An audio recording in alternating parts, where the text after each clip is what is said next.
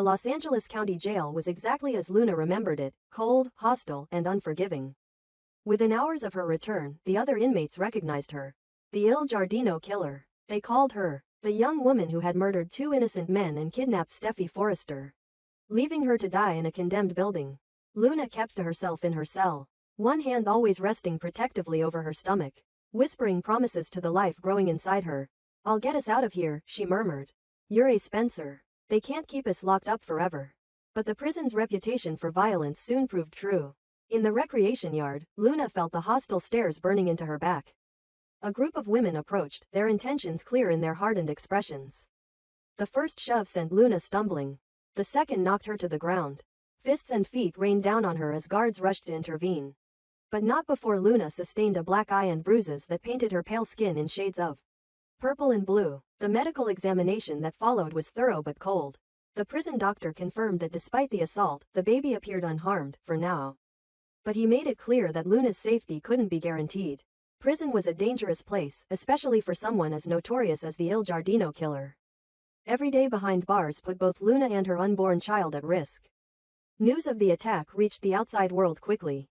The prison made its mandatory report, and within hours, the information found its way to an unexpected recipient. Poppy Nozawa, Luna's mother, the woman Luna had framed for murder. The woman who had demanded justice when Luna was finally exposed as the true killer. A mother's dilemma, when love wars with justice.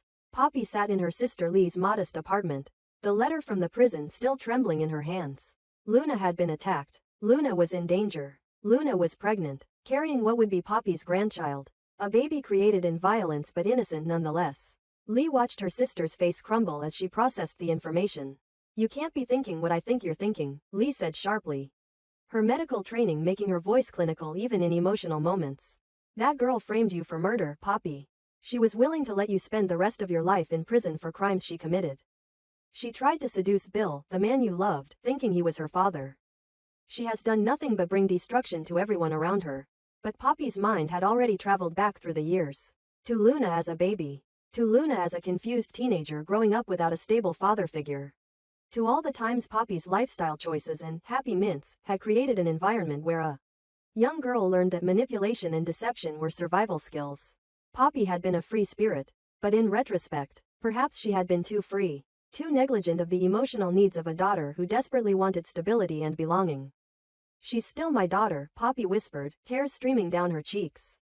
"And she's carrying my grandchild. What if something worse happens? What if she loses the baby because of another attack? What if she dies in there, Lee? Could you live with that?" Quote. Lee's expression softened marginally, though her disapproval remained evident. "What exactly do you think you can do?" She was convicted based on solid evidence. She confessed, Poppy. There's no legal avenue to get her out, especially now that she's assaulted Will and gotten herself pregnant through. Lee paused, choosing her words carefully. Quote, "Through highly questionable circumstances." But Poppy's mind was already working, turning over possibilities, considering options that existed in the gray areas between right and wrong. She had spent her life navigating those gray areas, after all. One more time wouldn't make much difference, would it? Especially if it meant saving her daughter's life and her grandchild's future. The evidence that never existed. 2 days later, Poppy walked through the doors of the Los Angeles Police Department with her shoulders squared and her expression determined. She had requested a meeting with Deputy Chief Baker, claiming she had critical information about Luna's case, evidence that could change everything. Baker received her in an interrogation room, his weathered face skeptical but curious. He had seen Poppy Nozawa go from murder suspect to exonerated victim to heartbroken mother in the span of a few weeks. He wasn't sure what to expect from her now. "Thank you for seeing me, Chief Baker," Poppy began, her voice steady despite her racing heart. "I know Luna confessed to the murders of Tom Starr and Hollis Chambers. I know she kidnapped Steffi Forrester. I know she assaulted Will Spencer. But there's something about her case that's been bothering me. Something I recently discovered that I believe you need to see." From her purse, Poppy withdrew a manila envelope. Inside were documents that appeared to be psychological evaluations from Luna's childhood, medication records, and letters written by various therapists over the years. The narrative they wove together was compelling. Luna had suffered from an undiagnosed dissociative disorder, possibly triggered by the chaotic instability of her childhood and exacerbated by accidental exposure to the drugs in Poppy's Happy Mints during her formative years. These records show that Luna has been experiencing severe psychological breaks, Poppy explained, her finger tracing over highlighted sections of the documents. During these episodes, she doesn't remember what she does. The murders, the kidnapping, she committed these acts while experiencing dissociative fugue states. She needs psychiatric treatment, not prison. Especially now, when she's pregnant and vulnerable. Chief Baker examined the documents carefully, his experienced eye looking for signs of forgery. The papers looked legitimate enough. The letterheads appeared authentic. The signatures seemed real. The dates aligned with Luna's life history. What Baker couldn't know was that Poppy had spent 2 sleepless nights carefully crafting these documents, using her knowledge of Lee's medical connections to fabricate letterheads, forging signatures she'd practiced hundreds of times, and weaving together a narrative that contained just enough truth to be believable. The instability of Luna's childhood was real. Poppy's drug use was documented. The connection between them could be argued, even if the specific psychological evaluations had never actually occurred. If these are authentic, Baker said slowly, then Luna's case would need to be re-evaluated. She might be looking at psychiatric hospitalization instead of prison, especially given her pregnancy. The courts tend to be more lenient when mental illness is a documented factor, particularly with pregnant defendants. Poppy pressed her advantage. Chief Baker, my daughter is being beaten in prison. Her baby, an innocent child who hasn't committed any crime, is at risk every day she stays behind those walls. Surely the justice system doesn't want the death of an unborn Spencer heir on its hands? Bill Spencer is a powerful man with significant political connections. If something happens to that baby while Luna is in state custody. She let the implication hang in the air. Baker understood the unspoken threat. Bill Spencer did indeed have connections that reached into the governor's office, into the district attorney's office, into every corner of law's power structure. If the system failed to protect his grandchild and the baby died due to violence in prison, the political and legal fallout would be catastrophic. I'll need to verify these documents, Baker said. But his tone suggested he was already considering the path of least resistance. And Luna will need to undergo a psychiatric evaluation by a court-appointed expert. Of course, Poppy agreed readily, knowing that a skilled psychiatrist, particularly one who understood the narrative she'd constructed, could find enough ambiguity in Luna's behavior and history to support the diagnosis. Mental health was subjective in many ways. Luna's actions were certainly extreme enough to suggest psychological instability, even if the specific disorder Poppy claimed didn't quite fit. The Spencer reaction, when power meets desperation. When Bill Spencer received the call from his attorney about the new evidence in Luna's case, his first reaction was fury. He had been ready to wash his hands of Luna Nozawa completely. Yes, he felt some obligation to protect his grandchild, but he had made it clear that Luna herself deserved whatever justice the courts handed down. His attorney, however, painted a grim picture. If this evidence holds up, the DA is going to recommend psychiatric evaluation and possible transfer to a medical facility. Given Luna's pregnancy and the documented attacks she suffered in prison, keeping her incarcerated could expose the state to significant liability. The judge is likely to approve house arrest with psychiatric treatment as a condition of her release pending trial. Bill's jaw clenched. What kind of evidence are we talking about? Quote, psychological records from her childhood, medication histories, documentation of mental health issues that could constitute a diminished capacity defense. Poppy Nozawa brought it to Chief Baker yesterday. At the mention of Poppy's name, Bill's eyes narrowed. He knew Poppy, perhaps better than anyone except her sister Lee. He knew her capacity for manipulation, her ability to bend reality to suit her needs, her maternal instinct that could override any sense of right and wrong when it came to Luna. And he knew, with absolute certainty, that the evidence Poppy had provided was fabricated. The evidence is fake, Bill stated flatly. His attorney hesitated. Can you prove that? Quote, not in a way that would hold up in court, not quickly enough to prevent Luna's release. Poppy's smart. She would have made sure the documents looked authentic enough to pass initial scrutiny. By the time anyone digs deep enough to expose the forgery, Luna will already be out. So what do you want to do? Quote, Bill was silent for a long moment, his mind working through the implications and options. Luna Nozawa was a monster, of that, he had no doubt. She had murdered 2 men in cold blood, framed her own mother, kidnapped Steffi, assaulted Will, and shown absolutely no remorse for any of it. The idea of her walking free, even under house arrest, made his blood boil. But there was the baby to consider. Will's child, his grandchild, a Spencer heir who had done nothing wrong and deserved a chance at life. If Luna remained in prison, the attacks would continue. Prison healthcare for pregnant inmates was notoriously inadequate. The stress of incarceration could lead to complications. The baby could be born behind bars, possibly with health issues, possibly even die before taking its first breath in the outside world.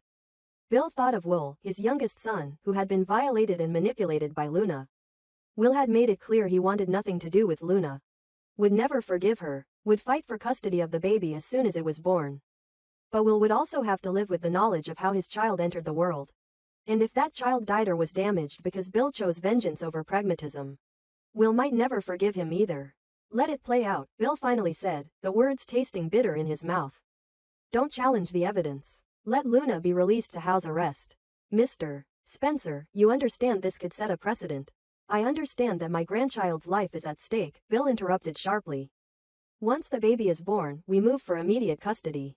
Will is the father, and as the paternal grandparents, Katie and I will petition for full custody on the grounds that Luna is mentally unstable.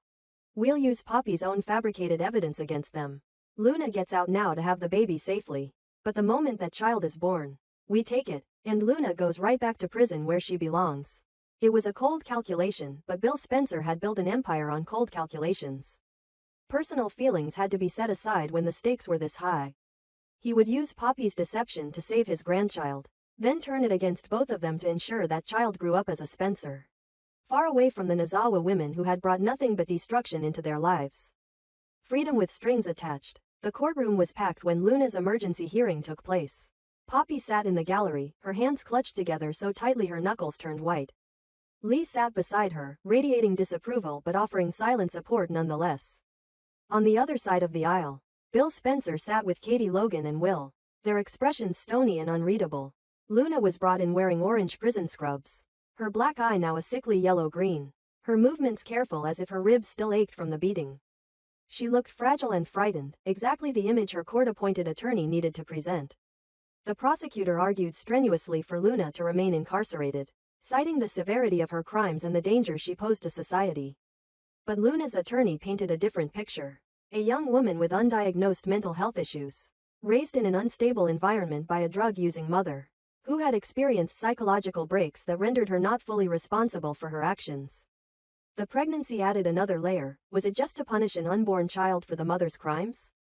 Judge Martinez reviewed the psychological evidence Poppy had provided, listened to the arguments on both sides, and considered the political ramifications of whatever decision she made.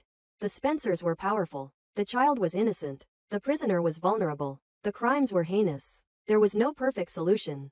Given the documented mental health issues, the pregnancy, and the credible threat to both the defendant and the unborn child's safety in the current incarceration setting, I am ordering the defendant released to house arrest pending further psychiatric evaluation, Judge Martinez ruled. The defendant will wear an ankle monitor, will be confined to a residence approved by this court, will have no contact with any of her previous victims or their families except as required for medical care of the child, and will undergo mandatory psychiatric treatment.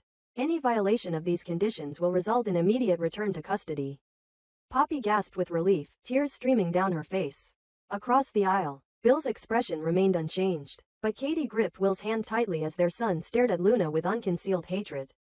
Luna's eyes found her mother's in the gallery, and for the first time since her arrest, genuine emotion flickered across her face. Gratitude mixed with surprise. She had not expected Poppy to save her, not after everything she had done. But a mother's love, it seemed, was more complex and enduring than Luna had understood. The aftermath, temporary freedom, permanent consequences. Luna's house arrest was established at a small property Bill owned but rarely used. Not the Spencer mansion where she had committed her assault on Will, but a modest home in a quiet neighborhood, equipped with security cameras and monitored 24/7. Bill made it clear that this was not mercy but strategic necessity. The baby needed to be born safely. After that, all bets were off. Poppy was allowed supervised visits, during which she and Luna spoke carefully about everything except the evidence that had secured Luna's freedom. Both women understood that their conversations might be monitored, that admitting the forgery would result in Luna's immediate return to prison on additional charges. Why did you do it? Luna asked during one visit, her hand resting on her swollen belly. After everything I did to you. Because you're my daughter, Poppy said simply. And because I failed you in so many ways when you were growing up. I can't fix the past, Luna. I can't undo the choices I made that shaped who you became. But I could try to give you one more chance, and I could try to protect my grandchild. Luna's eyes filled with tears. I'm sorry. For all of it. I know I can't take it back, but I am sorry. Whether that remorse was genuine or another manipulation, even Luna herself might not have known. Bill Spencer, true to his word, began building the custody case immediately. His attorneys assembled documentation of Luna's crimes, the fabricated psychological evidence that proved her mental instability, and character witnesses who would testify to Luna's unfitness as a mother. When the baby was born, the Spencers would move swiftly and decisively to take custody. Will refused to visit Luna or speak to her, though his attorney kept him informed of the pregnancy's progress. Electra stood by Will's side, though the weight of having called the police, setting in motion a chain of events that led to Luna's temporary freedom, sometimes kept her awake at night. Steffi Forrester, upon returning to Los Angeles and learning that Luna was alive, pregnant, and out of prison, erupted with fury. She demanded to confront Luna face to face, to look into the eyes of the woman who had kidnapped her and left her to die. Only Finn's gentle insistence that Luna wasn't worth the emotional energy kept Steffi from violating the no-contact order. The unborn child, innocent pawn in a deadly game. As Luna's pregnancy progressed through the months of house arrest, the baby became both her shield and her bargaining chip. She whispered to her growing child about their future together, about how the Spencer name would protect them, about how they would prove everyone wrong and build a beautiful life. But Luna also understood the reality of her situation. Bill Spencer wasn't letting her out of prison because he forgave her or believed she deserved a second chance. He was protecting his grandchild. The moment the baby was born and safely in the world, Luna would lose her leverage. The custody battle would be swift and brutal, and no judge would grant custody to a convicted murderer over the child's biological father and his powerful, respectable family. Poppy visited regularly, bringing baby supplies and offering what support she could. But even Poppy understood that the clock was ticking. The evidence she had fabricated had bought Luna time, but it wouldn't buy her freedom. Not really, not permanently. Eventually, the forgery would be discovered, or the psychiatric evaluations would fail to support the documented diagnoses, or Bill's attorneys would dismantle the carefully constructed narrative Poppy had created. What will you do? Poppy asked Luna during one visit, both women understanding the unspoken question. What would Luna do when the baby was born and taken away? What would she do when she returned to prison? This time possibly facing additional charges for the fabricated evidence? Luna smiled, that same unsettling smile that had chilled so many people.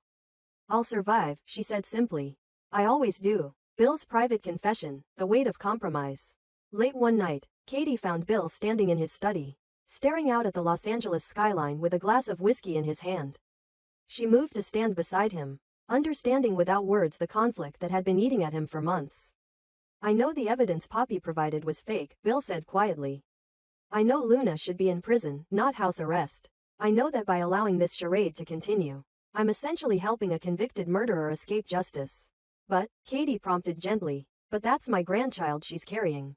Will's child. Our family. And if I prioritize vengeance over that baby's safety, if something happens because I insisted Luna stay in prison where she was being beaten, how could I ever look Will in the eye again? Quote, Katie took his hand, squeezing gently. You're doing what you think is best for the baby. Once he or she is born, we'll make sure Luna never gets the chance to hurt anyone again. You're not excusing what she did, Bill.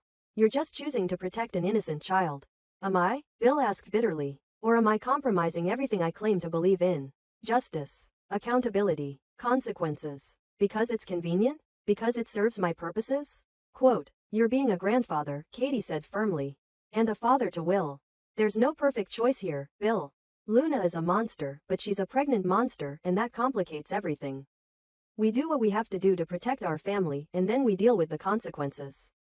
Bill nodded slowly, taking a long drink of his whiskey.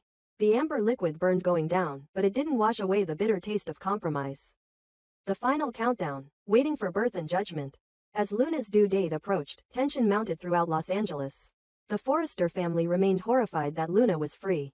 The Spencer family remained grimly determined to take custody of the baby. Poppy remained caught between relief that her daughter was safe and guilt over the deception that had made it possible, and Luna remained in her house arrest prison, waiting for the birth that would either be her salvation or her doom.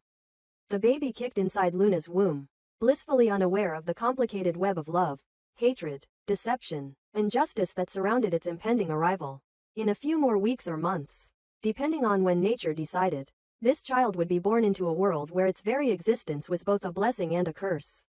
where its family tree was hopelessly tangled with violence and manipulation, where its future would be decided by courts and custody battles rather than by simple parental love. And through it all, one truth remained constant. Poppy Nozawa had saved her daughter's life by bringing fake evidence to the police station. Bill Spencer had allowed it to happen by choosing not to expose the deception. Luna had gained temporary freedom at the cost of any remaining shred of redemption. And an innocent baby was about to be born into the consequences of all their choices. For better or for worse. Forever changed by the desperate actions of adults who loved and hated with equal intensity. The stage was set for a birth that would change everything, and nothing, all at once. Because in the twisted world of soap opera justice, sometimes the only way to save a life was to betray everything justice stood for.